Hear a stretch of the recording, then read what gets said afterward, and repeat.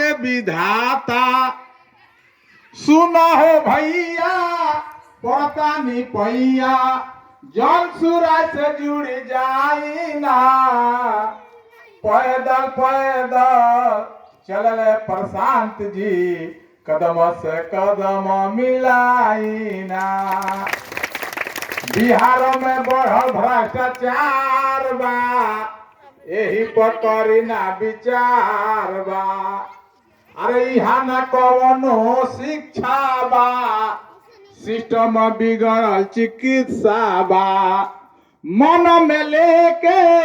अइले संकल्प हो प्रशांत जी अपने मन में संकल्प लेके आइल बनी मन में लेके अइले संकल्प हो जन सुराज बा एगो विकल्प हो बिहार के सुंदर बनाई ना पैदल पैदल चले प्रशांत जी कदम से कदम मिलाई ना एक बार बिहार में जुड़ जाए लोनी जन सुराज से अब बिहार का सुंदर बिहार बनाई लोनी। अब हम यह कार्यक्रम के अगला कड़ी में अपना भाई